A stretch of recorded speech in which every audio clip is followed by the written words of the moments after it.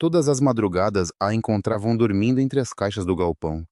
Muitos já a apontavam com o dedo até que o dono ficou em silêncio, observando-a uma noite inteira, e o que descobriu na penumbra partiu sua alma para sempre.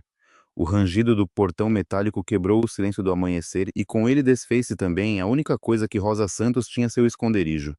Ela ouviu os passos antes de vê-los, passos lentos firmes de sola boa, que ecoavam contra o concreto gelado do galpão da distribuidora Aurora do Vale. Não eram os passos apressados do supervisor de turno, nem o arrastar cansado da equipe de limpeza. Eram outros passos de alguém que não deveria estar ali àquela hora, assim como ela. Rosalie levantou-se de sobressalto entre as prateleiras carregadas de caixas com o coração batendo contra as costelas, em um movimento que já conhecia de cor. Dobrou o cobertor gasto que usava para se cobrir, deslizou-o por trás de uma fileira de caixas e empurrou com o pé sua pequena bolsa para a sombra. Depois olhou para o canto mais protegido do frio, aquele canto que era seu verdadeiro segredo, e rezou em silêncio para que continuasse calmo. Os passos pararam. Houve uma pausa longa, tensa, como uma faca suspensa no ar. "Sei que tem alguém aqui", disse uma voz de homem serena, mas sem uma gota de dúvida. "Saia. Não vou repetir." Rosa fechou os olhos por um instante. Conhecia aquela voz de uma única foto, a que ficava pendurada na entrada do galpão. Era Mateus Alencar, o dono de tudo, o homem que assinava os salários, mas que jamais em todos os meses que ela estava ali tinha descido para pisar naquele chão de concreto, e agora estava parado a poucos passos do seu esconderijo, justamente quando ela ainda estava presa entre as mercadorias como uma intrusa. Ela se levantou devagar com as mãos à vista e saiu do meio das caixas. Mateus olhou para ela em silêncio. Seus olhos percorreram o cobertor mal escondido, a bolsa na penumbra, o cansaço marcado no rosto da jovem. Não disse nada por um momento que para Rosa pareceu eterno. Apenas a observou como quem tenta montar um quebra-cabeça com as peças trocadas. "Quem é você?" perguntou por fim. "Rosa Santos, separadora de pedidos. Turno da manhã", respondeu ela, forçando-se a sustentar o olhar embora cada fibra de seu corpo lhe pedisse para desaparecer. "Falta muito para começar o turno." Mateus deu um passo. "O que faz escondida entre as caixas a esta hora?" Rosa não respondeu. Cerrou os lábios e ergueu de leve o queixo. Aquele pequeno gesto, aquele orgulho que se recusava a curvar-se foi o que fez Mateus estreitar os olhos. "Você dorme aqui." Não era uma pergunta, era uma certeza. "Não minta para mim." Sua voz não foi dura, foi pior, foi triste. Vi o cobertor, vi a bolsa. "Há quanto tempo está dormindo no meu galpão?" O silêncio de Rosa foi sua resposta, e aquele silêncio entre as prateleiras frias pesou mais do que qualquer confissão. Foi então que as portas do fundo se abriram novamente. Entraram dois homens. Gustavo Penha, o sócio, com uma pasta apertada contra o peito, e atrás dele, Renato Lemos, o chefe de operações, que mal viu a cena, esboçou um sorriso de caçador que encontra sua presa. "Eu não lhe disse, senhor", disparou Renato quase triunfante. "Venho lhe dizendo há várias madrugadas. Ela dorme aqui e com as mercadorias que não batem no inventário a gente começa a ligar os pontos. Está tudo anotado", acrescentou Gustavo, dando um tapinha em sua pasta. "Faltas que se repetem justamente nas noites em que ela fica. Mateus, isso aqui não se administra com o coração, administra-se com regras. Se permitirmos que uma funcionária more no galpão e ainda por cima falte mercadoria, amanhã ninguém respeita mais nada." A essa altura, os primeiros trabalhadores do turno já começavam a chegar, e um a um paravam no fundo do corredor, atraídos pelas vozes. Formou-se um semicírculo ao redor de Rosa. Sussurros, olhares. Nada entretém tanto as pessoas quanto a vergonha alheia. E ela sabia disso. Tinha aprendido a duras penas. "Que ela se explique", disse Gustavo diante de todos. "Eu não levei nada", disse Rosa, e sua voz saiu baixa, mas firme. "Jamais peguei um único produto deste lugar. Podem revistar minha bolsa. Podem me revistar. Não sou ladra." "Então por que dorme aqui?" insistiu Renato, encorajado pelo público. "Não tem casa. Não tem ninguém." A pergunta cravou-se em Rosa como uma farpa, e mais uma vez ela se calou, porque responder significava abrir uma porta que havia jurado manter fechada com as duas mãos. "Já chega", sentenciou Gustavo, virando-se para Mateus com falsa compaixão. "Damos a rescisão dela sem escândalo e encerramos o assunto. É o mais saudável para todos." "Que sirva de exemplo", murmurou Renato. Aqui se vem para trabalhar, não para morar de graça. Um murmúrio de aprovação percorreu parte do grupo, mas não todos. Do lado abriu caminho uma empacotadora veterana, uma mulher mais velha de mãos endurecidas por tantos anos de ofício, Amélia Costa. Eu trabalho ao lado desta menina desde que ela entrou, disse postando-se diante do sócio. E posso jurar que ela é a mais honesta que existe aqui dentro. Chega antes de todos, vai embora depois de todos, carrega o dobro sem nunca reclamar. Se ela fica à noite, deve ser por algo que nenhum de vocês teve a decência de perguntar. Ela varreu o grupo com o olhar. Porque é isso que sempre fazemos. Julgamos primeiro, nunca perguntamos. As palavras caíram sobre o galpão como água fria. Julgamos primeiro, nunca perguntamos. Mateus não tinha deixado de olhar para Rosa. Havia algo na maneira como ela se mantinha de pé com as costas eretas, sem chorar, sem implorar, que mexeu com algo muito profundo nele. Ele conhecia aquele orgulho. Tinha-o usado a vida inteira como uma armadura. E pela primeira vez em anos, dentro daquele homem que tinha tudo e não sentia nada, algo se moveu. Recolha suas coisas, senhorita, disse Gustavo, virando-se com um suspiro. É melhor assim. Esperem. A palavra de Mateus caiu como uma laje. Todos pararam. Mateus, não complique algo que já está resolvido, murmurou o sócio. Disse para esperarem. Ele não levantou a voz, não precisou. Caminhou devagar até o canto onde Rosa estivera dormindo, entre a última fileira de caixas e a parede. Abaixou-se e com a ponta dos dedos tocou o cobertor dobrado ainda morno pelo calor de um corpo, e então viu meio escondido entre duas caixas. Na penumbra havia um sapato minúsculo de criança, tão pequeno que cabia na palma de sua mão, com a ponta gasta e o cadarço amarrado com paciência bem onde havia se rompido. Mateus ergueu muito devagar, olhando para ele como se pesasse toneladas. Depois ergueu os olhos para Rosa e a viu empalidecer como papel. De quem é isso? Perguntou, e sua voz já não tinha nada de patrão. Havia algo tremendo por baixo. Rosa não respondeu, mas seus olhos, aqueles olhos que não tinham derramado uma única lágrima diante de toda a acusação, encheram-se de repente. Deu um passo à frente com as mãos estendidas, não para se explicar, mas para suplicar. Por favor, sussurrou. Por favor, não. E daquele mesmo canto que ela havia vigiado sem descanso, toda a madrugada, veio um som pequeno, sonolento, terno, uma vozinha. Rosa, o sol já nasceu. O galpão inteiro ficou sem ar. Entre alguns cobertores dobrados com um cuidado quase sagrado no único canto onde o vento gelado não chegava, envolto e agasalhado como o tesouro mais protegido da terra, um garotinho esfregava os olhos com os punhos. Procurava a única pessoa que conhecia no mundo. Renato perdeu o sorriso de repente. Gustavo baixou a pasta até ela encostá-la na perna mudo. Amélia levou a mão ao peito, e os que um minuto antes murmuravam condenações, agora não se atreviam nem a respirar. Rosa cruzou o corredor em 2 passos e ajoelhou-se diante do pequeno, cobrindo-o com o próprio corpo, abraçando-o como se abraça a única coisa que resta na vida. Só então, com o menino seguro em seus braços, permitiu-se finalmente desabar. Calma, meu amor, calma, dizia ele, embora quem tremesse fosse ela. Não foi nada, estou aqui. Sempre vou estar. O pequeno, alheio a tudo, apoiou o rostinho no ombro de Rosa e olhou para os desconhecidos com a inocência intacta de quem ainda não sabe quão cruel o mundo pode ser. Eles também trabalham com você? Perguntou com uma vozinha suave. Você guardou o pão que sobrou para eles. Aquela pergunta, o pão que sobrou, caiu sobre Mateus Alencar como uma pedra no fundo do peito. Aquele menino que dormia sobre o concreto de um galpão preocupava-se se havia pão de sobra para os outros. Rosa ergueu o olhar encharcado para todos. Já não havia medo em seus olhos. Havia outra coisa maior, mais antiga e impossível de derrubar. Façam o que tiverem que fazer comigo, disse com a voz embargada, mas sem baixar a cabeça. Demitam-me. Não me paguem, chamem-me do que quiserem. Mas ele não escolheu nada disso. Ele é a única coisa boa que me resta, e enquanto eu respirar, ninguém vai tirá-lo de mim. Mateus olhou para o sapatinho minúsculo que ainda segurava na mão. Depois para o menino abraçado àquela mulher que momentos antes todos estavam prontos para condenar como ladra. E naquele instante o homem que tinha tudo compreendeu com uma vergonha que lhe ardeu por dentro que em seu próprio galpão, sob seu próprio teto, assinando salários todos os meses, sem jamais se perguntar se eram suficientes para viver, Ele não tinha entendido absolutamente nada. O que Mateus Alencar ainda não sabia era que aquele menino escondido entre as caixas guardava um segredo capaz de desmoronar por completo a vida que ele julgava ter sob controle. Durante um instante, ninguém no galpão se moveu.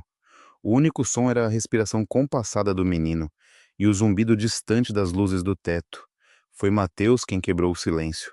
Pôs-se de pé com o sapatinho ainda na mão, virou-se para os dois homens de terno e falou com uma calma que não admitia discussão. Saiam os dois e limpem o corredor. Seu olhar varreu o grupo de curiosos. Todos vocês. O turno começa no horário. Cada um para o seu posto. Mateus, começou Gustavo apertando a pasta. Você não pode ficar sozinho com... Disse para saírem Gustavo. Desta vez a voz teve fio. Eu cuido disso.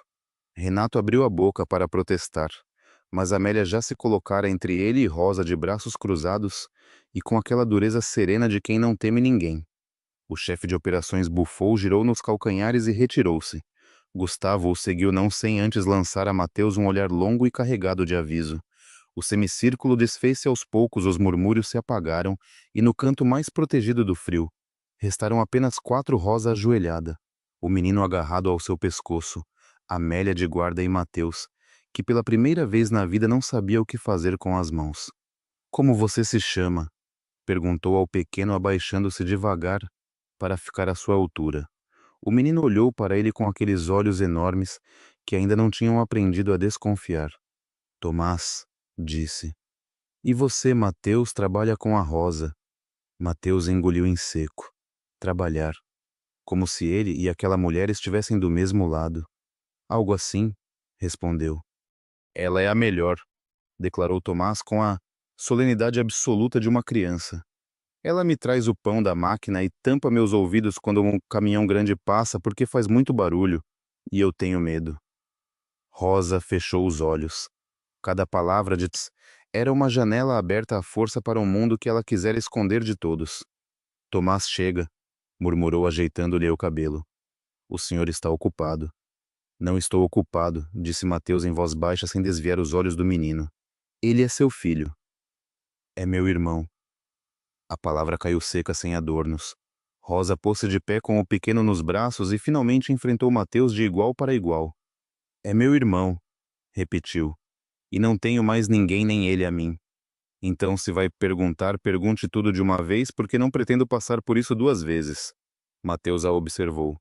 Tinha aprendido em anos de negociações a ler as pessoas quem mentia, quem exagerava, quem atuava. O que tinha diante de si não era nenhuma dessas coisas. Era a verdade nua de alguém que já não tinha nada a perder. Não vou interrogar você, Rosa, disse. Venham comigo os dois. Lá em cima está quente. O menino está tossindo. Rosa não se moveu. Não preciso do seu escritório. Não é por você. Mateus apontou para Tomás com o queixo. É por ele. E essa foi a única chave capaz de abrir a armadura de Rosa. Olhou para o irmão que tremia levemente em seus braços apesar do cobertor, e algo em seu rosto cedeu apenas 1 milímetro, mas cedeu. Só por ele, disse, a sala de descanso do 2º andar tinha um aquecedor elétrico que quase nunca era usado. Mateus ligou-o desajeitadamente como quem não está acostumado a fazer as coisas com as próprias mãos, e aproximou uma cadeira. Amélia trouxe água morna e um pão da máquina, e entregou a Tomás, que o recebeu como se fosse um tesouro, e o partiu ao meio. Metade para depois, disse o menino guardando um pedaço no bolso. Pôde comer tudo, disse-lhe Mateus. Tem mais. Tomás olhou para ele sem entender direito aquela frase. Tem mais para ele não era uma frase qualquer. Era quase um idioma estrangeiro. Mateus desviou o olhar sentindo um nó apertar-lhe a garganta. Enquanto o menino comia, Amélia aproximou-se de Mateus e falou em voz baixa para que Rosa, ocupada em secar o suor da testa de Tomás, não ouvisse. Já faz um tempo que desconfio, senhor, confessou a mulher. Encontrei migalhas no corredor do fundo, um brinquedo quebrado uma vez, mas me calei, porque conheço esta menina, e sei que se ela escondia alguém aqui era porque lá fora a esperava algo pior. Olhou-o nos olhos. O senhor não a conhece. Eu sim. E lhe digo uma coisa, essa garota tira o pão da própria boca para dar a esse menino. O que quer que esteja faltando no seu inventário não saiu das mãos dela. Ponha isso na cabeça. Mateus assentiu devagar. A convicção daquela mulher valia mais do que toda a pasta de Gustavo. "E ou és pais?" perguntou ele. Amélia balançou a cabeça. "Quase nada. Isso pergunte a ela, mas faça com cuidado. Há feridas que não se tocam com as mãos sujas." Mateus aproximou-se de Rosa, sentou-se a uma distância prudente sem invadi-la, e esperou que ela erguesse os olhos. "Não vou demitir você", disse por fim. "Nem a você nem a ele. Isso ficou claro lá embaixo, e repito aqui em cima para que não lhe restem dúvidas." Rosa olhou para ele com pura desconfiança. "E em troca de quê?" "De nada. Ninguém dá nada em troca de nada." Sua voz não tinha veneno. Tinha cansaço, o cansaço de ter comprovado essa regra vezes demais. "Eu aprendi isso antes de aprender a ler." Mateus baixou o olhar porque, no fundo, ela tinha razão sobre o world de onde ele vinha. Aquele mundo cobrava por tudo sempre. "Então lhe proponho algo diferente", disse. "Não acredite no que digo, acredite no que eu fizer. Dê-me tempo, não um favor, tempo." Rosa não respondeu, mas também não se levantou para ir embora. E para alguém como ela ficar já era uma resposta. Foi Tomás quem quebrou a tensão. Tinha terminado a metade do pão e agora olhava pela janela da sala para o pátio de carga iluminado. "É dali que meu pai sai todas as manhãs?" perguntou de repente, apontando para os caminhões. O ar congelou. Rosa virou-se para ele tão rápido que a cadeira rangeu. "Tomás." "Mas você disse", insistiu o menino com a lógica teimosa de sua idade, "que o papai carregava caixas em um lugar com caminhões grandes. E aqui tem caminhões grandes. Tomás chega." A voz de Rosa quebrou-se ligeiramente. Aquele não era este lugar. Mas Mateus havia ficado rígido. Algo naquela frase inocente, "o papai carregava caixas em um lugar com caminhões grandes", cravou-se nele sem que soubesse por quê. Rosa disse com cautela: "Seu pai trabalhava em um galpão." Ela não respondeu de imediato. Olhou para o irmão, mediu o peso de cada palavra e finalmente falou com uma frieza difícil de sustentar. "Meu pai trabalhava carregando e descarregando caminhões. Sim, a vida inteira, até que um dia não voltou para casa." Cerrou a mandíbula. "E não foi neste galpão, então pode ficar tranquilo. Não vim cobrar nada de ninguém." Mas havia algo em como ela disse aquilo.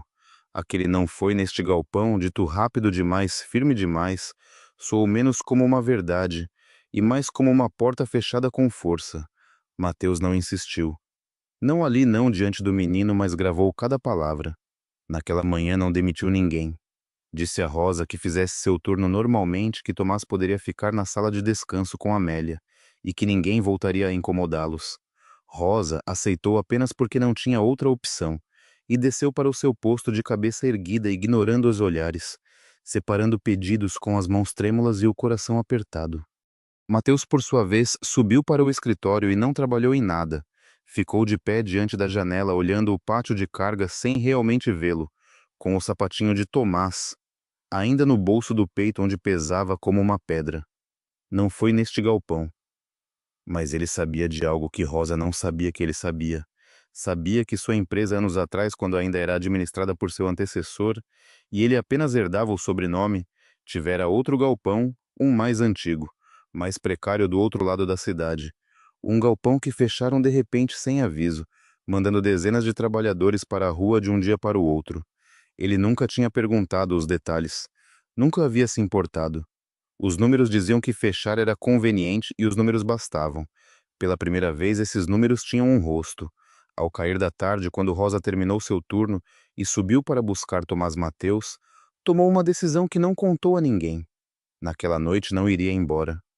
Disse ao vigia noturno, um homem, calado, chamado Aníbal, que saísse mais cedo, que ele mesmo fecharia.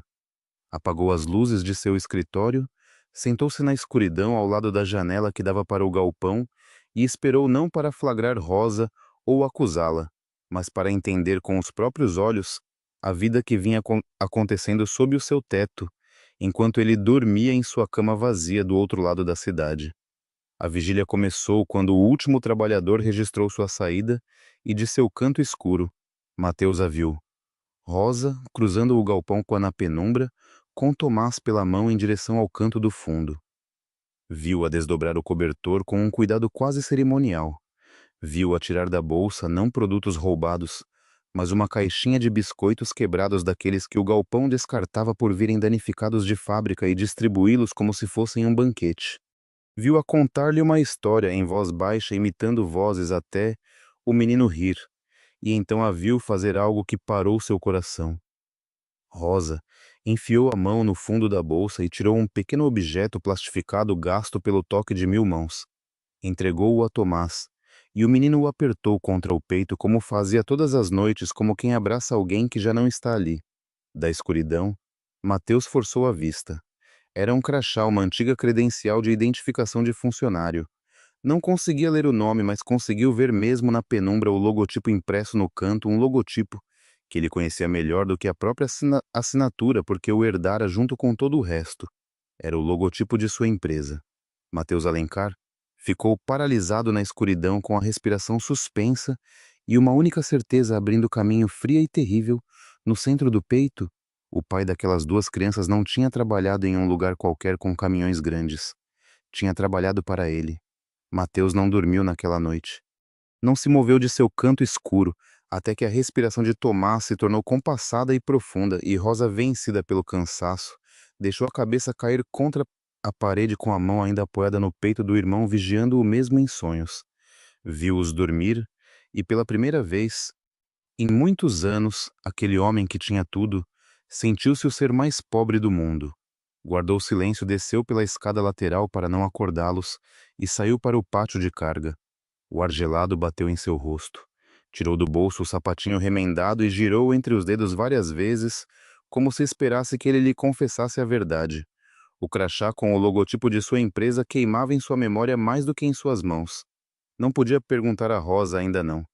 Ela fecharia a porta com força como havia fechado a do pai. Mas Mateus tinha outra maneira de descobrir as coisas dos arquivos. Ao amanhecer. Quando o primeiro turno começou a chegar, Mateus já estava no escritório de recursos humanos revirando pastas antigas que ninguém tocava há anos. Pediu à encarregada, uma mulher discreta chamada Beatriz, todos os registros do antigo galpão, aquele que a empresa tinha fechado de um dia para o outro quando ele mal herdara o sobrenome. Aquele galpão já não existe, senhor, disse Beatriz desconfortável. Os papéis daquela época, muitos foram mal arquivados, outros se perderam. Procure-os mesmo assim, respondeu Mateus. Todos eles, especialmente os acidentes. Beatriz olhou para ele por um segundo a mais, depois baixou a vista e foi buscar as caixas. Enquanto esperava, Mateus desceu ao galpão. Rosa já estava em seu posto separando pedidos com aquela velocidade precisa que seu histórico registrava, a mais rápida do turno, a que cometia menos erros, a que poupava a empresa de devoluções que ninguém lhe agradecia. Tomás brincava na sala de descanso, sob o olhar de Amélia, a separadora veterana que lhe conseguira lápis e um caderno. Mateus aproximou-se de Rosa devagar. Preciso entender uma coisa, disse-lhe em voz baixa para que ninguém mais ouvisse. Os desfalques do inventário, Gustavo jura que coincidem com as suas noites. Eu vi você ontem à noite. Sei que não levou nada, mas preciso entender o que realmente acontece aqui de noite, porque se eu não entender, não poderei proteger você dele. Rosa parou de escanear. Olhou para ele longamente, avaliando se valia a pena falar. E talvez porque ele dissera proteger você e não acusar você, algo nela cedeu mais 1 milímetro. Siga-me, disse. Levou-o ao fundo do galpão, à última fileira de prateleiras. Aquela área esquecida onde se guardavam as mercadorias danificadas, os produtos com embalagem rasgada, os lotes vencidos que por norma não podiam ser vendidos, mas também não podiam ser descartados sem burocracia. Um cemitério de coisas que a empresa já dava por perdidas. É isto que eu pego, disse Rosa, apontando para uma caixa separada. Biscoitos quebrados, latas amassadas, pacotes que vêm com defeito de fábrica e que vocês jogariam no lixo de qualquer forma. O que ia para o lixo? Ergueu o queixo. Nunca toquei em um único produto bom. Nunca. Pode verificar o registro de baixas. Cada coisa que peguei está anotada do meu próprio punho na planilha de Descartes. Eu mesma assino porque, mesmo que ninguém acreditasse em mim, queria que ficasse registrado que sou honesta. Mateus pegou a planilha que estava pendurada em um prego, percorreu-a com os olhos linha por linha, com uma letra pequena e caprichada. Estava tudo ali. Data aproximada, produto motivo Descartes Santos, Nenhum único desfalque real nenhum. Então os produtos que realmente somem do inventário, murmurou Mateus. Não saem das minhas mãos, completou Rosa. Eu só pego o que já está morto. Mas de onde saem os outros? Isso pergunte a quem tem a chave do galpão à noite. Eu não tenho, nunca me deram. Sustentou o olhar dele. Pense bem. Como eu levaria mercadoria boa de um lugar que se fecha com uma chave que jamais esteve no meu bolso? A lógica caiu sobre Mateus como uma laje. Era impossível que ela fosse a ladra. E apenas duas pessoas tinham acesso noturno completo ao galpão, o chefe de operações, e o sócio Renato e Gustavo os mesmos, que com tanta pressa quiseram transformar Rosa no bode expiatório perfeito. Por que você não disse isso lá embaixo diante de todos? Perguntou Mateus. Teria se salvado em 1 minuto. Rosa soltou uma risada amarga sem alegria. Por que dizer isso significava abrir minha bolsa. E na minha bolsa estava o cobertor do Tomás, o crachá dele e as coisas dele. Sua garganta apertou. Preferia que me chamassem de ladra a descobrirem meu irmão. Uma acusação a gente aguenta, que o tirem de mim não. E olhe, finalmente Mateus entendeu a verdadeira aritmética daquela mulher. Preferira carregar a vergonha de um crime que não cometeu a arriscar a única coisa que amava. Foi Tomás mais tarde quem terminou de abrir a porta que Rosa mantinha fechada. Mateus subiu para a sala de descanso no meio da manhã e encontrou o menino desenhando. Sentou-se ao seu lado sem pressa.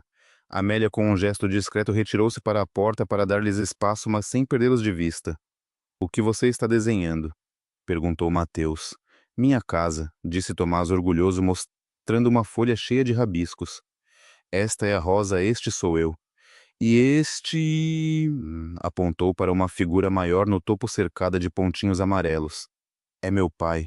Os pontinhos são estrelas porque ele agora mora lá em cima com elas." Mateus sentiu algo partir-se por dentro. "E a sua mãe?" perguntou com toda a suavidade que pôde. Tomás deu de ombros com aquela naturalidade terrível das crianças. "Eu não me lembro dela. A Rosa disse que ela foi embora quando eu era muito pequeno e que não soube cuidar da gente. Mas não importa", acrescentou colorindo, "porque a Rosa cuida de mim. Ela é minha mãe e minha irmã ao mesmo tempo. É duas em uma." Duas em uma. Mateus teve que desviar o olhar para a janela para que o menino não visse seus olhos. "E o seu pai?" insistiu com cuidado. "Você se lembra dele um pouquinho?" "Lembro", disse Tomás. "Lembro que ele era grande, que cheirava a papelão e que me colocava nos ombros. A Rosa diz que ele carregava caixas o dia inteiro, muitíssimas, para comprar comida para a gente." Baixou o lápis por um momento pensativo. "Um dia ele foi trabalhar e não voltou mais. A Rosa chorou muito aquela vez. Eu era pequeno, mas me lembro que ela chorou muito." Da porta Amélia baixou a cabeça. Ela também agora entendia. Mateus respirou fundo. Cada peça se encaixava em um lugar que doía. Tomás disse: "Você me deixa ver o cartão que você abraça à noite. A Rosa me contou que você cuida muito dele." O menino hesitou, olhou para a porta procurando a irmã. E como não a viu, tirou do bolso a credencial plastificada, gasta de tanto manuseio, e segurou-a com as duas mãos sem soltá-la. "É do meu pai", disse, para eu não me esquecer do rosto dele. Mateus inclinou-se de leve. Não tocou no objeto, deixou que o menino o segurasse, e então leu o nome impresso ao lado do logotipo de sua empresa: Estevão Santos Carregador, Galpão Norte. O Galpão Norte, o antigo depósito, aquele que haviam fechado de um dia para o outro, que ele nunca pisara, cujos trabalhadores nunca olhara nos olhos, cujo fechamento assinara com a mesma indiferença com que assinava qualquer outra planilha. "A Rosa diz que meu pai era o mais forte de todos", continuou Tomás, alheio ao terremoto que sacudia o homem ao seu lado. "Que ele conseguia carregar o dobro de qualquer um. Por isso mandavam sempre ele mesmo que estivesse cansado, mesmo que as costas doessem, porque ele era o mais forte." Mateus cerrou os punhos sobre os joelhos. Em sua mente surgiram de repente velhas frases que ouvira sem escutar em reuniões de anos atrás. Reduzir pessoal, exigir mais por menos, apertar os tempos de carga, economizar em tudo o que não aparecesse na vitrine. Números tinham sido apenas números. E por trás de um daqueles números estivera um homem que carregava o dobro para poder dar de comer a 2 filhos até que uma manhã foi trabalhar e não voltou mais. "A Rosa lhe contou como seu pai foi para as estrelas?" perguntou Mateus, custando a fazer a voz sair inteira. Tomás balançou a cabeça. Não, ela fica triste quando pergunto, então não pergunto mais. Voltou ao desenho. But eu sei que foi no trabalho porque um senhor grande veio falar com a Rosa um dia, e ela chorou e depois tivemos que ir embora da nossa casa e nunca mais tivemos casa. O silêncio na sala tornou-se absoluto. Mateus levantou-se devagar com as pernas pesadas. Olhou para o menino que desenhava estrelas ao redor de um pai que sua empresa lhe arrancara e sentiu uma vergonha tão profunda que lhe custou respirar. Nesse momento, Rosa entrou, viu Mateus de pé pálido e o irmão com o crachá nas mãos. Seu rosto endureceu instantaneamente e ela cruzou a sala para colocar-se entre os dois instintiva protetora. Guarde isso, Tomás, disse com uma doçura tensa. Está na hora do pão. O menino obedeceu e saiu com Amélia em direção à máquina. Só então Rosa enfrentou Mateus com os olhos afiados. O que o senhor disse para ele, o que tirou dele? Nada que ele já não soubesse, respondeu Mateus em voz baixa. Rosa, seu pai Estevão, trabalhava no Galpão Norte. O nome caiu como uma pedra em águas calmas. Rosa ficou imóvel. Todo o sangue pareceu abandonar seu rosto. Então o senhor já sabe, murmurou por fim. Bem, agora já sabe de tudo. Não sei de tudo, disse Mateus. Sei que ele era meu funcionário. Sei que fechei aquele galpão, mas não sei como. A voz dele travou. Rosa, preciso que me diga o que aconteceu com seu pai. Rosa olhou para ele por um longuíssimo instante, e em seus olhos havia algo que Mateus não vira até então. Não era apenas dor. Era algo muito mais perigoso para ele, era a verdade que ela guardava há anos pronta para sair. O senhor quer mesmo saber, senhor Alencar, disse com uma calma que dava mais medo do que qualquer grito. Quer mesmo saber o que aconteceu com o meu pai no seu galpão. Mateus assentiu, embora cada célula de seu corpo pressentisse que aquela resposta ia partir sua vida em duas. Então prepare-se, disse Rosa, porque quando eu lhe contar o senhor não vai mais conseguir se olhar no espelho como antes. Rosa mandou Tomás com Amélia para a sala de descanso. Fechou a porta devagar, como quem não quer que a infância escute o que vai ser dito. Depois sentou-se diante de Mateus com as mãos entrelaçadas sobre a mesa e as costas eretas e começou a falar com uma voz sem tremor, porque as feridas mais antigas já não tremem, apenas pesam. Meu pai entrou no Galpão Norte quando eu era criança, disse. Antes de o senhor herdar qualquer coisa. Carregava e descarregava caminhões por 12 horas às vezes mais. Voltava para casa com as costas destruídas, sentava-se na beira da cama e eu tirava as botas dele porque ele já não conseguia se abaixar. E mesmo assim, todas as noites tinha forças para erguer o Tomás no ar e fazê-lo rir. Fez uma pausa. Esse era o meu pai Estevão Santos, o homem mais forte que conheci e o mais bom. Mateus não a interrompeu. Sentia que qualquer palavra sua seria um insulto. Quando o senhor assumiu a empresa, continuou Rosa, começaram as mudanças. Primeiro foram os turnos mais carga menos gente. Depois tiraram os descansos, depois pararam de repor os equipamentos que quebravam. Os cintos de segurança para a carga em altura estavam gastos. Os trabalhadores relataram isso muitas vezes. Meu pai relatou. Tenho as cópias, senhor. Guardei cada papel. Olhou-o fixamente. Disseram-lhes que não havia orçamento que aguentassem que quem não quisesse trabalhar assim que fosse embora, que lá fora havia 100 esperando pela vaga. Mateus fechou os olhos por um instante. Reconhecia aquela frase. Ouvira Zabi da boca de seus gerentes daqueles anos dita com orgulho, como se espremer as pessoas fosse uma virtude. Ele nunca perguntara o custo humano daquela virtude. Os balanços melhoravam e isso lhe bastava. Uma manhã, disse Rosa, e pela primeira vez a voz tornou-se mais grave. Meu pai subiu para prender uma carga pesada no alto de uma pilha. O equipamento que deveria segurá-lo era um dos que ele mesmo tinha pedido para trocar. Não trocaram. Engoliu em seco. Ele caiu diante dos companheiros. E não foi um acidente, senhor Alencar. Foi uma conta que alguém decidiu não pagar, e ele pagou por ela com tudo. O silêncio no escritório foi tão denso que Mateus pôde ouvir seu próprio coração. Sinto muito, murmurou, e as palavras pareceram-lhe miseráveis, insuficientes, ridículas. Rosa, eu não tenho como... Macunin... Não terminei, atalhou ela sem dureza, mas firme. Porque o pior não foi a queda, o pior veio depois. Rosa levantou-se e foi até a janela. Falou de costas olhando para o pátio de carga, onde outros homens naquele mesmo momento subiam e desciam caixas. Quando meu pai faleceu, fomos pedir o que nos cabia, uma ajuda o que era justo. Eu era muito jovem, mas fui com minha mãe aos escritórios. Sua voz endureceu. Fizeram-nos esperar por horas.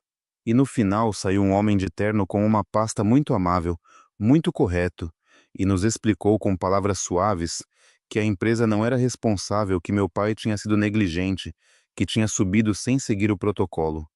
Ofereceram-nos uma miséria, em troca de assinarmos um papel, onde dizia que abríamos mão de reclamar. E nos disseram que se não assinássemos, os advogados deles nos arruinariam. Mateus ficou rígido. Você se lembra do nome desse homem? Perguntou, embora uma parte dele já o temesse. Rosa virou-se e olhou-o nos olhos. Nunca esqueci, disse. Apresentou-se como o encarregado de operações e assuntos de pessoal do Galpão Norte. Chamava-se Gustavo Penha. O nome golpeou Mateus no centro do peito. Gustavo, seu sócio. O mesmo que dias antes apertara a pasta contra o peito exigindo a demissão de Rosa para servir de exemplo. O mesmo que tinha a chave noturna do galpão. O mesmo que quisera com tanta urgência fechar o caso antes que alguém fizesse perguntas. Não pode ser, murmurou Mateus, embora no fundo soubesse que sim podia ser. Pode ser e é, disse Rosa. Aquele homem colocou um preço na vida do meu pai e decidiu que valia menos que um cinto novo. Ia no S depois, quando eu, sem saber quem administrava este lugar, vim pedir trabalho desesperada com o Tomás, sem comer. Sabe quem assinou minha admissão sem me reconhecer? Porque para ele eu nunca fui uma pessoa, apenas um processo. O mesmo Gustavo Penha. Mateus levou a mão à testa. A história fechava-se sobre si mesma com uma crueldade quase perfeita.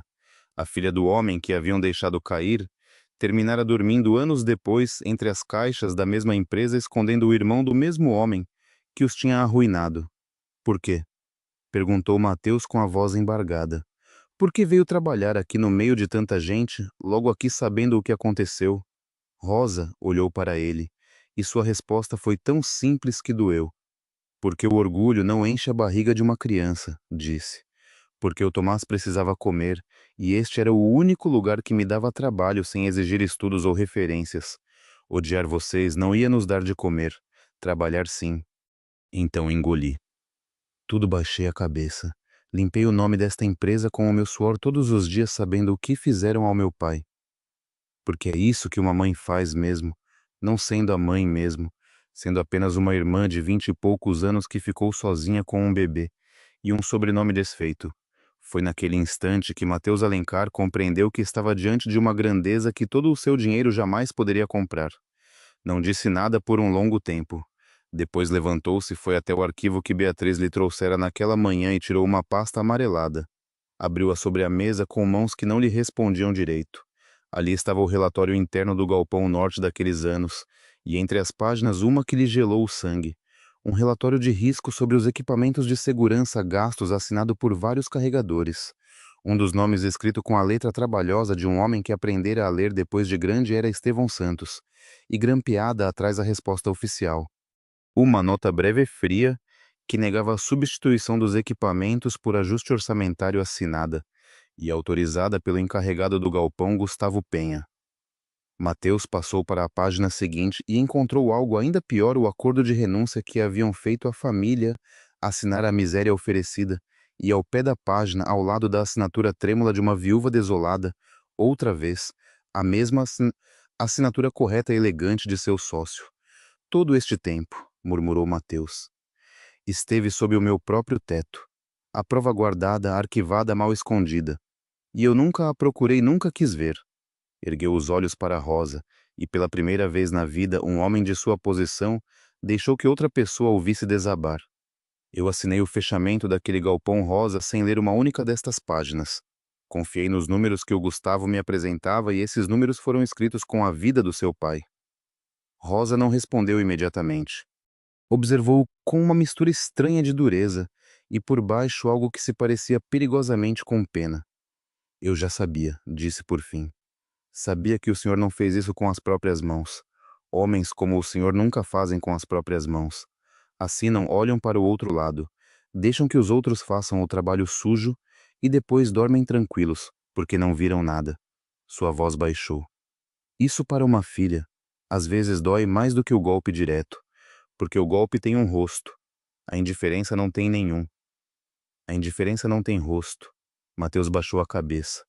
Nunca em sua vida se sentira tão pequeno, tão vazio, tão em dívida. Vou consertar isso, disse por fim. Rosa soltou um riso cansado. Não, senhor, não se conserta um morto. Meu pai não vai voltar porque o senhor agora se sente mal. O Tomás não vai ter um pai porque a sua consciência dói. Guarde essa frase. É uma frase de gente que pode pagar por tudo, inclusive para se sentir melhor. Não estou falando de comprar nada, respondeu Mateus e algo novo firme endureceu sua voz. Estou falando de justiça. Estou falando de que o homem que decidiu que a vida do seu pai valia menos que um equipamento de segurança, o mesmo que hoje quer colocar você na rua com o seu irmão para encobrir os próprios roubos, vai responder por tudo. Por Estevão, por vocês e por cada trabalhador que deixou cair enquanto eu olhava para o outro lado. Rosa olhou para ele surpresa, a despeito de si mesma pela determinação daquelas palavras. Mas antes que pudesse responder, a porta do escritório abriu-se de golpe sem aviso. Era Gustavo Penha e não vinha sozinho. Atrás dele, Renato Lemos, o chefe de operações, com aquele sorriso torto de quem julga ter a partida ganha. Mateus, disse Gustavo com uma calma gelada segurando uma pasta nova debaixo do braço. Precisamos conversar agora mesmo. Seus olhos pousaram em Rosa com desprezo. Antes que esta mulher encha a sua cabeça de mentiras, quero lhe mostrar uma coisa. Encontramos mercadoria em falta bastante. E adivinha em nome de quem aparece registrada a última saída noturna. Deixou cair a pasta sobre a mesa em cima dos papéis amarelados do galpão norte cobrindo-os. No dela, Rosa empalideceu. Isso é mentira, disse. Eu nunca tive a chave noturna. Os papéis dizem o contrário, replicou Gustavo sereno. E os papéis, querida, sempre vencem. Mateus olhou para a pasta nova de Gustavo, depois para a velha pasta amarelada, que seu sócio, sem saber, acabava de cobrir com sua própria acusação falsa. A assinatura de Gustavo estava nas duas na mentira de hoje e na tragédia de ontem. E pela primeira vez em muitos anos, Mateus Alencar sorriu sem uma gota de alegria com a frieza de um homem que acaba de encontrar finalmente a maneira exata de reparar o irreparável. Que bom que trouxe seus papéis, Gustavo, disse apoiando a mão sobre as duas pastas. Porque eu também encontrei alguns e acho que está na hora de todos nesta empresa lermos juntos o que diz a sua assinatura. Ler o quê? Gustavo estreitou os olhos e por um segundo sua máscara de calma rachou. Não sei do que está falando, Mateus. Vim lhe mostrar uma prova de roubo. O resto são histórias de uma funcionária que quer salvar o emprego. As histórias, Gustavo, estão na sua própria letra, disse Mateus, deslizando a pasta nova para o lado, para deixar a descoberto os papéis amarelados do galpão norte. Gustavo baixou o olhar e Mateus viu aquele instante mínimo em que um homem reconhece a própria assinatura em algo que julgava enterrado para sempre. O sangue sumiu de seu rosto. Renato ao seu lado franziu a testa sem entender ainda o que eram aqueles papéis velhos. Isso não tem nada a ver com o assunto de hoje, disse Gustavo recuperando o tom embora a voz tenha saído um semitom mais alta. São papéis de anos atrás encerrados assinados legais. Legais, repetiu Mateus. Um relatório de equipamentos de segurança gastos que você decidiu não substituir por ajuste orçamentário. Um trabalhador morto por essa decisão. Uma viúva que você ameaçou para que assinasse uma renúncia por uma miséria. Tudo com a sua assinatura Gustavo. Tudo legal. Deu um passo à frente. E você sabe qual é o nome do carregador deste relatório? Gustavo não respondeu. Estevão Santos, disse Rosa com a voz clara pondo-se de pé. Meu pai. Renato virou a cabeça para ela, depois para Gustavo, e pela primeira vez em toda a cena seu sorriso torto sumiu por completo. Estava começando a compreender em que lado do abismo havia se colocado. Gustavo, por outro lado, fez o que os homens encurralados fazem, atacou. Ah, já entendi, disse com um sorriso frio. Toda essa cena de novela era para isso. A pobre órfã busca vingança e de quebra uma indenização. Voltou-se para Mateus. Abra os olhos. Essa mulher entrou na sua empresa de propósito. Fez-se de vítima.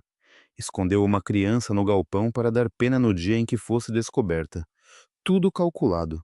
Você vai mesmo arruinar 20 anos de sociedade pela atuação de uma separadora de pedidos. Não entrei de propósito, replicou Rosa, tremendo de raiva contida. Eu não sabia quem administrava este lugar quando entrei. Vim por fome, não por vingança. E não escondi meu irmão para dar pena. Escondi-o de você, do homem que já tinha nos tirado tudo uma vez. Palavras, disse Gustavo, dando de ombros contra papéis. E os papéis dizem que ontem à noite saiu mercadoria no seu nome. Papéis que podem ser assinados por qualquer um que tenha a chave noturna, interveio Mateus. E essa chave, Gustavo, é de posse de duas pessoas nesta empresa, você e o Renato. O ar no escritório tornou-se irrespirável. Renato deu um passo atrás com as mãos abertas. Um momento, disse. Eu só faço o que me mandam. Se houve saídas noturnas, não fui eu quem decidiu. Disseram-me para registrar o que me passavam. Eu não invento registros por conta própria. Cale-se, sibilou Gustavo. Mas já era tarde. A rachadura havia se aberto e por ela começava a escorrer a verdade. Foi nesse momento, quando a tensão estava prestes a explodir, que a porta se abriu novamente. Era Amélia, e seu rosto disse tudo antes mesmo de sua voz. Rosa, venha rápido, é o Tomás. O mundo de Rosa parou. Ela saiu disparada, empurrando Gustavo para o lado sem sequer olhá-lo, e desceu as escadas de duas em duas. Mateus correu atrás. Os papéis, as acusações, as assinaturas, tudo ficou para trás sem importância diante de uma única coisa. Na sala de descanso, Tomás estava encolhido no chão com o caderno de desenhos caído ao lado e os lápis espalhados. Custava-lhe respirar. Cada lufada de ar era um esforço, um chiado úmido, e seu rostinho sempre luminoso parecia apagado com os lábios sem cor. Tomás! Rosa caiu de joelhos e tomou-o nos braços. Meu amor, olhe para mim. Estou aqui. Respire devagar como eu lhe ensinei. Bem devagar. Rosa, conseguiu dizer o menino, agarrando-se a ela. O ar não entra. Amélia torcia as mãos. Começou com a tosse como sempre, mas desta vez não parou. Piorou de repente. Eu não soube o que fazer. Rosa não chorou. Não naquele momento. Fez o que tinha aprendido a fazer sozinha tantas vezes. Apertou o irmão contra o peito.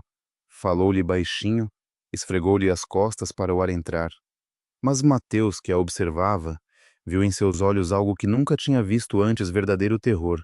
O terror de uma mulher que já conhecia aquela cena, que já a tinha vivido antes e que sabia como podia terminar.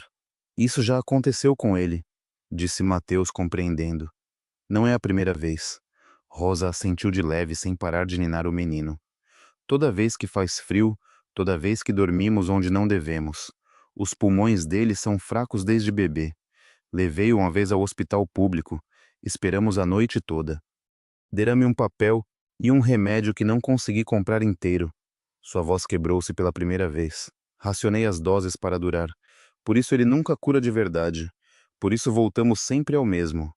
Aquela confissão, uma irmã jovem racionando o remédio de uma criança porque o dinheiro não dava, caiu sobre Mateus como uma condenação, e desta vez ele não ficou paralisado pela culpa. Desta vez, pela primeira vez em toda a história, a culpa transformou-se em ação. Chega, disse, e sua voz saiu como nunca antes a de um homem que finalmente sabe para que serve tudo o que tem. Amélia, meu carro está na porta. É o que está na vaga reservada. Tome. Lançou-lhe as chaves. Rosa, suba lá atrás com ele. Agora vamos para o melhor hospital da cidade. Não para o que lhe deu um papel, mas para o que vai curá-lo. Eu não posso pagar por isso, disse Rosa com o menino nos braços e as lágrimas finalmente transbordando. Você não vai pagar nada, respondeu Mateus. Isso eu pago e não é caridade, é o mínimo. É uma dívida que tenho com o Cerdeira em sobrenome há anos e que vou começar a pagar hoje. Vamos. Rosa olhou para ele por um segundo eterno e pela primeira vez não discutiu, porque o orgulho é um luxo e o ar de seu irmão não era. Na porta, Gustavo tentou um último movimento. Mateus, você não pode ir embora no meio disso. Temos que resolver o desfalque e os papéis, Mateus parou, virou-se e olhou para ele com uma calma 1000 vezes mais terrível do que qualquer grito. Escute-me bem, Gustavo, porque vou dizer isso uma única vez. Cada palavra caiu como uma pedra. Neste momento, uma criança não consegue respirar. E você está me falando de papéis. Isso é exatamente o que você fez anos atrás com o pai dele. Escolheu o papel, escolheu o número e deixou a pessoa cair. Deu um passo em direção a ele. Não saia desta empresa. Não toque em um único arquivo. Não assine nada. Quando eu voltar e eu teremos a conversa mais longa da sua vida, e desta vez quem vai assinar papéis é você. Gustavo abriu a boca, mas não saiu nada. Mateus já não o ouvia. Corria em direção ao carro onde Rosa acomodava Tomás no banco de trás, envolvendo-o no cobertor gasto que fora seu único abrigo durante tantas noites. O trajeto foi uma eternidade comprimida em minutos. Amélia dirigia tão rápido quanto ousava. Mateus, no banco do carona, falava ao telefone e pela primeira vez usava seu nome e seu poder para algo que valia a pena. Sim, sou Mateus Alencar. Preciso que preparem a emergência pediátrica uma criança com dificuldade respiratória grave histórico-pulmonar. Chegamos em minutos. Que esteja tudo pronto. Tudo o que for necessário. Fica por minha conta sem nenhuma pergunta. Desligou e virou-se para trás. Pronto. Estão nos esperando. Não vão fazer você preencher nenhum formulário antes de atendê-lo. Ninguém vai lhe pedir um endereço Rosa. Ninguém. Rosa olhou para ele do banco de trás com Tomás apoiado em seu peito, e algo mudou em seu rosto, porque de todas as coisas que Mateus dissera, aquela ninguém vai lhe pedir um endereço. Era a que revelava que finalmente alguém tinha entendido de verdade sua vergonha mais profunda. Aguenta, meu amor, sussurrou para o menino. Já está quase só mais um pouquinho. Não solta minha mão, Rosa, murmurou Tomás com um fio de voz. Você vai me contar o final da história. Rosa abafou um soluço e sorriu entre lágrimas. Vou contar 1000 vezes todos os finais que você quiser, mas você tem que respirar para ouvir. Sim, esse é o trato. Trato, sussurrou o menino e fechou os olhinhos. Não, não, Tomás, abra os olhos. O pânico quebrou a voz de Rosa. Olhe para mim, fique comigo. Amélia acelera, gritou Mateus. O carro entrou no hospital derrapando. As portas da emergência já estavam abertas e uma equipe com uma maca esperava exatamente como Mateus havia ordenado. Em segundos, mãos experientes pegaram Tomás e o colocaram na maca cercando-o, falando com ele, colocando uma máscara de oxigênio sobre o rostinho pálido. Rosa correu ao seu lado sem soltar a mão dele até que uma porta dupla se interpôs entre os dois. Apenas a equipe senhora espere aqui, vamos fazer tudo por ele. E a porta se fechou. Rosa ficou parada diante daquela porta com a mão ainda estendida no ar, no mesmo gesto de segurar uma mãozinha que já não estava ali. Todo o seu corpo tremia. As pernas falharam. Mateus segurou-a antes que caísse. Ajudou-a a sentar-se em uma das cadeiras da sala de espera. E Rosa, a mulher, que não chorara diante da acusação, que não chorara ao contar a morte do pai, que aguentara de pé todos os golpes do mundo, finalmente desabou por completo. Curvou-se sobre si mesma e chorou, como não se permitira chorar em anos, com um pranto profundo animal, de quem carregou peso demais por tempo demais. Se acontecer alguma coisa com ele, soluçou. Não me resta nada. Entende nada. Ele é tudo o que sobreviveu da minha família. Se ele se apagar, eu me apago com ele. Mateus sentou-se ao seu lado e não disse frases feitas. Não prometeu que tudo ficaria bem porque não sabia. Apenas fez algo que não se lembrava de ter feito por ninguém. Em toda a sua vida vazia, passou o braço pelos ombros dela e ficou ali amparando-a enquanto as luzes do corredor piscavam e o relógio da sala avançava sem piedade. E naquele silêncio, olhando para a porta fechada atrás da qual lutavam pela vida do menino Mateus, Alencar fez em voz baixa uma promessa que não fez a Rosa, nem a Gustavo, nem a ninguém. Fez a si mesmo e a um homem que nunca conheceu um carregador que caía em sua memória repetidas vezes do alto de uma pilha de caixas. Eu lhe juro, Estevão, murmurou, que seu filho não vai se apagar e que seu nome não vai ficar enterrado em um arquivo. Não enquanto eu respirar. Atrás da porta dupla, uma luz vermelha acendeu-se sobre a sala de cirurgia. A espera foi a coisa mais longa que Rosa já vivera. As horas naquela sala de espera não se mediam em minutos, mas em cada vez que a porta dupla se abria, e não era para eles. Mateus não saiu do seu lado. Conseguiu que Amélia trouxesse um chá quente que Rosa não tocou. Conseguiu que o informassem de cada avanço e, acima de tudo, ficou ali. Simplesmente ficou. Algo que Rosa notaria depois, ninguém com dinheiro jamais fizera por ela, sem cobrar de alguma forma. Quando finalmente o médico apareceu já tarde da noite, Rosa pôs-se de pé num salto buscando a resposta em seu rosto antes mesmo que ele falasse. Seu irmão está estável, disse o médico. Chegou no limite, não vou mentir. Um pouco mais de demora e a história seria outra. Mas ele respondeu bem. Tem os pulmões fracos e uma infecção que vinha arrastando a tempo mal curada por tratamentos interrompidos. Fez uma pausa gentil. Com o tratamento completo desta vez, sim completo. Ele vai se recuperar totalmente, vai poder correr, brincar, ser criança. Só precisava do que não teve até agora continuidade. Continuidade. A palavra golpeou Rosa no centro do peito porque toda a sua vida tinha sido o oposto, interrompida, remendada, racionada. Começou a chorar, mas desta vez era outro choro, o de quem solta um peso carregado por tempo demais. Posso vê-lo. Ele está dormindo, mas sim entre. Rosa entrou e Mateus, do umbral da porta, viu-a sentar-se ao lado da cama, pegar a mãozinha de Tomás entre as suas e apoiar a testa nela. Sem palavras não eram necessárias. Aquele menino respirava tranquilo pela primeira vez em muito tempo, e aquele som, uma respiração compassada, era para a irmã a música mais bonita do mundo. Mateus não entrou. Aquele momento não lhe pertencia. Ficou na porta e, pela primeira vez, sentiu que todo o seu dinheiro, todos os seus anos, tudo o que acumulara não valiam metade daquela respiração serena. Nos dias seguintes, Tomás recuperou-se em um quarto com o qual nunca tinha sonhado: cama limpa, janela com sol, comida quente que chegava sozinha sem que ninguém precisasse dividi-la em metades para depois. Amélia o visitava com cadernos novos. Rosa não se afastou dele por uma hora sequer. E enquanto os meninos se curavam, Mateus fez o que tinha de fazer. Do outro lado da cidade, voltou ao galpão, mas não voltou sozinho, nem em silêncio. Convocou a todos os trabalhadores do turno, os administrativos do segundo andar, Beatriz com suas pastas, Aníbal, o vigia noturno, e no centro de tudo Gustavo Penha e Renato Lemos. Ninguém faltou. A notícia do que acontecera com a separadora, e o menino escondido já corria por todos os cantos e o ar estava carregado daquela expectativa tensa de quem pressente que algo grande está prestes a se romper. Mateus postou-se diante de todos. Não usava terno de patrão nem tom de discurso. Tinha duas pastas na mão, uma velha e amarelada, outra nova. Durante anos, começou. Eu dirigi esta empresa olhando números. Confiei que os números diziam a verdade e não me preocupei em olhar os rostos que estavam por trás de cada número. Essa foi a minha culpa, e vou carregá-la pelo resto da minha vida. Mas hoje não vim falar de mim. Vim para que se saiba a verdade completa, toda ela.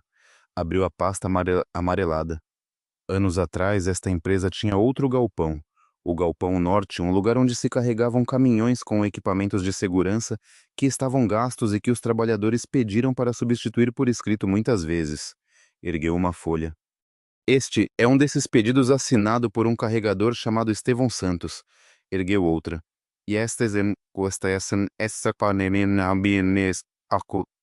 a resposta que ele recebeu negativa por ajuste orçamentário autorizada e assinada pelo encarregado daquele galpão. Esse encarregado continua trabalhando nesta empresa e está hoje aqui entre nós. Todos os olhares lentamente voltaram-se para Gustavo, que estava pálido, rígido, com a mandíbula cerrada. Estevão Santos caiu fazendo o seu trabalho, continuou Mateus, e a voz tremeu-lhe de leve. Por culpa de um equipamento que ele mesmo tinha pedido para trocar.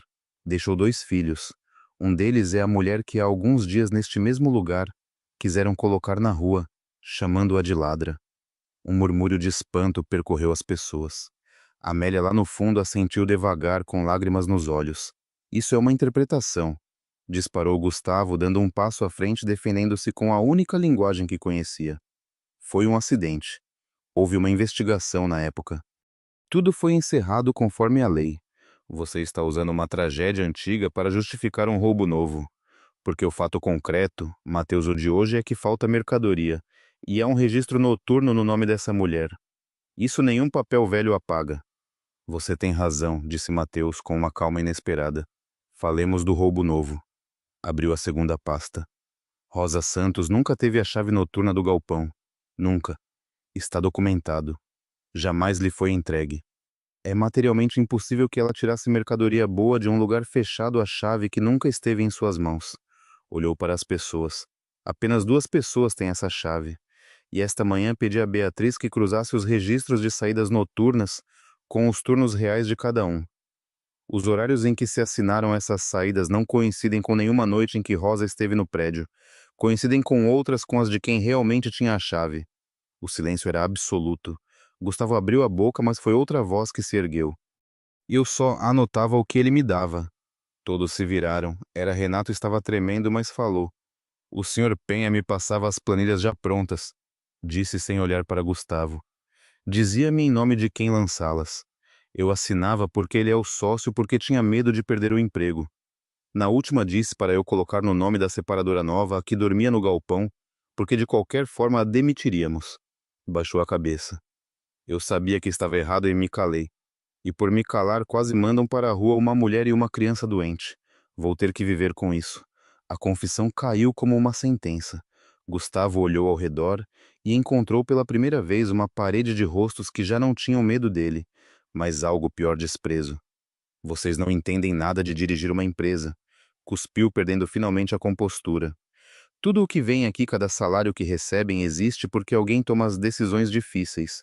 Eu fiz o que tinha de ser feito para que os números batessem.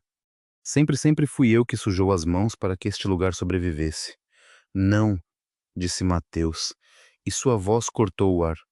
Você não sujou as mãos para que sobrevivêssemos. Sujou-as para encher os seus bolsos e colocou um preço na vida das pessoas para que a conta fechasse. Há uma diferença enorme, Gustavo. A mesma diferença que há entre um homem que carrega caixas para dar de comer aos filhos e um que rouba da própria empresa e culpa uma órfã para encobrir o roubo. Aproximou-se dele, e o que disse foi baixo, mas todo o galpão ouviu. Você está fora da sociedade e desta empresa. Meus advogados já têm cópia de tudo isso. Você vai responder pelos desfalques e vai responder finalmente pelo que aconteceu no Galpão Norte. Desta vez não há pasta que possa esconder porque ela está comigo e não pretendo voltar a olhar para o outro lado. Gustavo abriu a boca, mas não saiu nada. Olhou para os rostos ao redor procurando um único aliado e não encontrou nenhum. Então, sem mais uma palavra, deu meia volta e caminhou em direção à saída com os passos pesados de um homem que acaba de perder a única coisa que tinha o poder de decidir quem importava e quem não. As portas metálicas fecharam-se atrás dele e algo no ar do galpão mudou para sempre. Mateus voltou-se para Renato. O que você fez foi errado, disse-lhe. Calar-se tem consequências e elas virão, mas falar hoje sabendo o que arriscava também conta. Você vai colaborar com tudo e vai aprender que um cargo não vale o que vale uma pessoa. Se entender isso, há lugar para você. Se não, não. Renato assentiu com os olhos úmidos, e pela primeira vez pareceu um homem e não um capataz. Depois Mateus olhou para todas as pessoas reunidas, para os que dias antes tinham formado um semicírculo, para ver como humilhavam Rosa, para os que tinham murmurado, para os que tinham baixado a cabeça. Com todos nós aconteceu o mesmo, disse sem acusar ninguém. Vimos alguém caído e escolhemos olhar para o outro lado porque era mais confortável eu o primeiro. Mas isso nesta empresa acaba hoje. Aqui ninguém vai voltar a ser julgado sem que primeiro se pergunte a sua história. E quem tiver fome, quem estiver passando por dificuldades, vai encontrar uma porta aberta antes de um dedo apontado. Essa vai ser a nova regra. E vai levar um nome. Fez uma pausa. Vai se chamar a Regra Santos, por Estevão que pediu ajuda e não foi ouvido, e por Rosa que nos ensinou a todos sem dizer uma palavra o que é a dignidade. Amélia lá no fundo começou a aplaudir, depois mais outro. E em segundos, todo o galpão, o mesmo que fora cenário da humilhação, explodiu em aplausos, que já não eram por vergonha alheia, mas por algo muito mais raro e mais bonito, por justiça. Naquela mesma noite, Mateus voltou ao hospital. Entrou devagar no quarto onde Tomás, já acordado, desenhava com os cadernos novos de Amélia. Rosa olhou para ele da cadeira e ele lhe estendeu sem cerimônia mais uma pasta. A última. O que é? Perguntou ela. Leia quando estiver calma, disse Mateus. Mas quero que saiba de uma coisa antes. Sentou-se diante dela. Nada disso traz o seu pai de volta, eu sei. Nenhuma pasta, nenhuma demissão, nenhum aplauso. Isso não tem conserto. E não vim fingir que tem. Baixou a voz. Mas daqui em diante você e o Tomás não vão voltar a dividir um pão ao meio.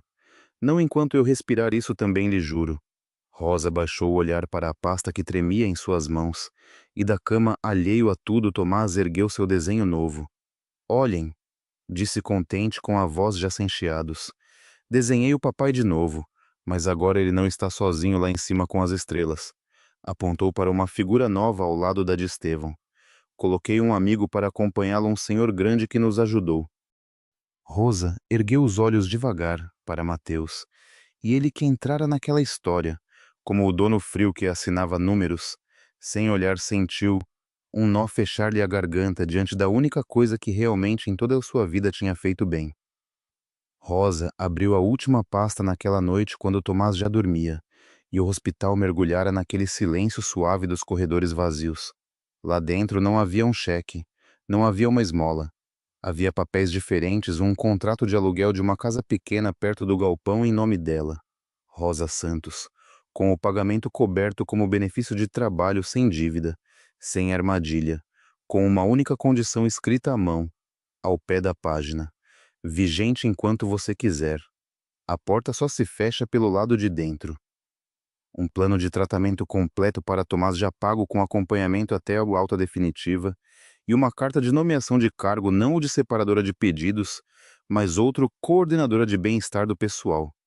O cargo não existia na empresa. Mateus o criara, e abaixo do título outra vez a sua caligrafia, porque ninguém conhece melhor do que você o que se sente quando não nos olham. Esse vai ser o seu trabalho agora. Olhar. Rosa ficou muito tempo com aqueles papéis na mão sem se mover. Não chorou. Já tinha chorado bastante. O que sentiu foi algo diferente, algo que não reconhecia porque fazia muito tempo que não sentia a sensação de que pela primeira vez o chão sob os seus pés não ia desaparecer.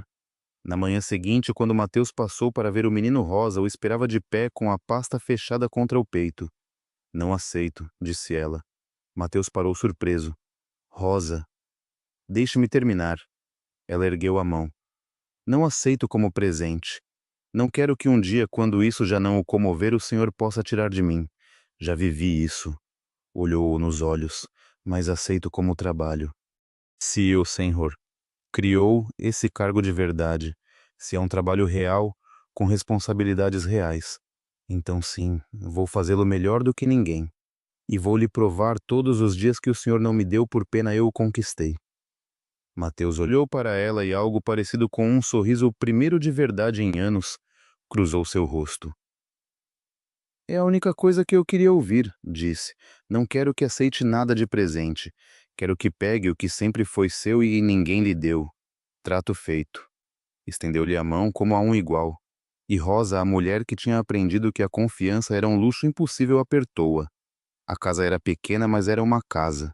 Tinha uma porta com chave que se fechava por dentro, uma janela com sol, uma cozinha onde cabia uma mesa. Na primeira noite, Rosa e Tomás sentaram-se àquela mesa para comer algo quente. E o menino, olhando para o prato cheio, perguntou com toda a naturalidade: guardamos a metade para amanhã. Rosa engoliu o nó na garganta. Não, meu amor, disse e acariciou-lhe mal o cabelo. Amanhã vai ter mais. Coma tudo, não precisamos mais guardar. Tomás olhou para ela processando aquela ideia enorme com sua cabecinha pequena e finalmente sorriu. E comeu como come uma criança que pela primeira vez sabe que haverá um amanhã. Naquela noite, quando o pequeno dormia em sua própria cama com lençóis limpos e um teto firme, Rosa ficou parada no umbral da porta observando-o respirar sem chiados. Sem medo e em voz muito baixa para que apenas quem precisava ouvir ouvisse, disse: nós conseguimos, papai. Aguentei firme como você me ensinou. Não soltei nenhuma vez. Lá fora o vento moveu os galhos de uma árvore, e Rosa gostou de pensar que era ele, respondendo que sim. Com o tempo, Tomás recebeu alta definitiva. Voltou a fazer o que a vida lhe devia. Um menino corria pelo pátio do galpão nos dias em que Rosa o levava. Perseguia Amélia pedindo cadernos. Subia nas caixas vazias como se fossem montanhas. Seus pulmões, finalmente curados de vez, já não lhe falhavam. A tosse ficou no passado como um pesadelo do qual se acorda e se agradece por ter sido apenas isso. E Rosa cumpriu sua palavra. Foi de longe a melhor decisão que Mateus tomou em toda a sua vida como empresário, como coordenadora de bem-estar. Ela percorria cada turno, cada corredor, com um olhar que nenhum gerente jamais tivera. O olhar de quem conhece a fome por dentro. Descobria quem trabalhava doente por medo de faltar a mãe que escondia não ter com quem deixar o filho, o rapaz novo, que almoçava às escondidas, Um pão seco como ela mesma fizera tantas vezes no banheiro, e a nenhum deles apontava o dedo. A todos estendia primeiro a mão. A regra Santos deixou de ser um discurso e tornou-se o costume da casa. A empresa mudou não nos números, embora estes também tenham melhorado, porque acontece que as pessoas que se sentem cuidadas trabalham diferente, mas em algo que não se anota em nenhuma planilha. As pessoas começaram a chegar felizes a se olhar nos olhos a se cuidar. Renato aprendeu. Com o tempo tornou-se um dos que mais defendia a nova regra, talvez porque carregasse a culpa de ter se calado uma vez e não quisesse calar-se nunca mais. Um dia pediu perdão a Rosa com desajeito sem saber onde colocar as mãos. Ela o escutou, assentiu, e disse-lhe apenas uma coisa: o perdão não se pede com palavras. Paga-se cuidando do próximo que você vir caído. Renato entendeu e cumpriu. De Gustavo Penha, a empresa não voltou a ouvir falar pelos seus corredores. Respondeu pelo que fez pelos desfalques e pelo que ficara enterrado por tantos anos naquele arquivo amarelado. O nome de Estevão Santos, que ele quisera apagar de uma nota fria, acabou gravado em uma placa na entrada do galpão à vista de todos os que entravam todas as manhãs. A placa não falava de uma tragédia, falava de uma promessa. Aqui nenhum trabalhador volta a ser um número. Aqui a cada pessoa se pergunta o nome e a história em memória de Estevão Santos que pediu para ser ouvido. De vez em quando algum carregador novo parava diante daquela placa para ler.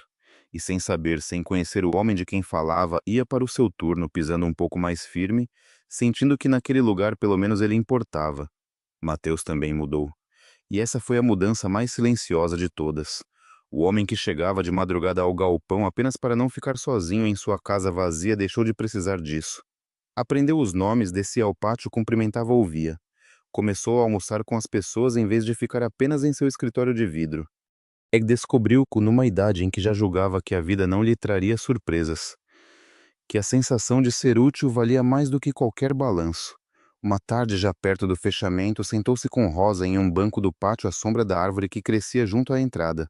Tomás brincava ali alguns metros. Tenho que lhe confessar uma coisa, disse Mateus olhando para o menino. No dia em que a encontrei dormindo entre as caixas, eu achava que ia demitir uma ladra. Tinha certeza. Desci convencido. Balançou a cabeça devagar. E acontece que aquela madrugada na qual eu achava que iam arruinar a sua vida, foi a que salvou a minha. Rosa olhou para ele. Eu estava tão vazio quanto aquela casa onde morava, continuou ele. Tinha tudo e não tinha nada. E vocês dois que não tinham nada, mostraram-me a única coisa que importa. Não fui eu que ajudei você, Rosa. Nós nos ajudamos e não sei como se agradece por isso. Rosa ficou um momento em silêncio.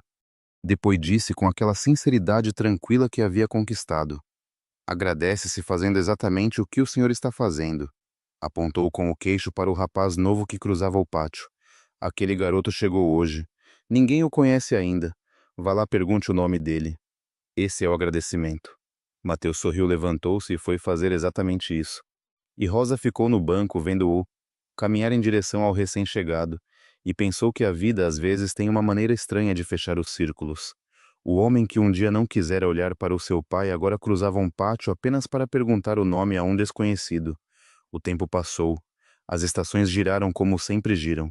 Uma manhã luminosa, o galpão encheu-se de gente para uma pequena celebração.